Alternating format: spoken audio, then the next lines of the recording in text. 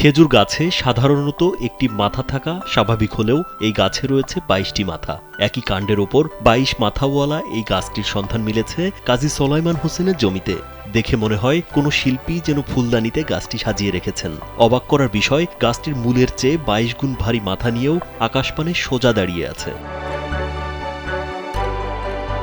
গাছটির বয়স আনুমানিক ৩০ বছর। ঝিনাইদহের কোটচাঁদপুর উপজেলার কুশনা ইউনিয়নের বহরমপুর গ্রামে মাঠের এক কোণে দাঁড়িয়ে আছে খেজুর গাছটি। কৃষক কাজী সোলাইমানের জমিতে প্রাকৃতিকভাবে জন্ম নেয় খেজুর গাছটি। পরে গাছটি রস দেওয়ার মতো উপযুক্ত হলে কোনো এক শীত মৌসুমে রস সংগ্রহের জন্য গাছ কাটেন ওই কৃষক। এভাবে প্রায় ১০ বছর রস সংগ্রহ করেন তিনি।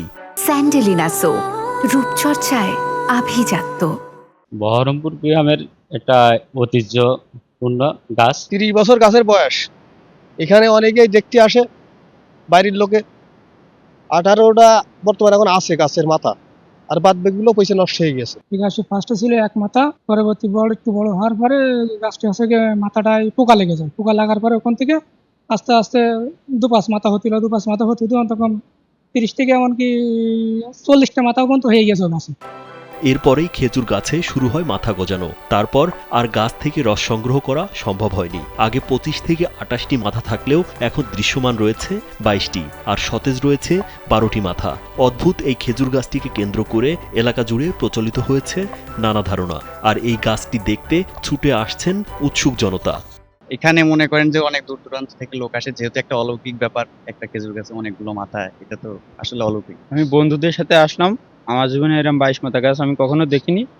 এসে দেখে খুব ভালো লাগছে। সাধারণত এক মাথা ছাড়া তো খেজুর গাছ পাওয়া যায় না, দেখা যায় না।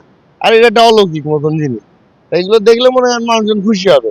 তো আমরা চাই যে আরো লোকজন আসুক, আমাদের এখানে বাইরের থেকে আসুক, কারণ এটা হলে আমাদের জন্যই ভালো। এলাকার লোকজন মানত করে, অনেকেরই দেখা যাচ্ছে কম বেশি ভালো হয়, অনেকের ভালো না হলে তার মানত করে না। আর অনেক দূর দূরান্ত লোক আসে, দেখতে আসে। গাছটি ব্যক্তি মালিকানাধীন জমিতে হওয়ায় সংরক্ষণ বা পরিচর্যায় কোনো ব্যবস্থা নেওয়া যাচ্ছে না বলে জানান কুশনা ইউনিয়ন পরিষদের চেয়ারম্যান শাহরুজ্জামান সবুজ।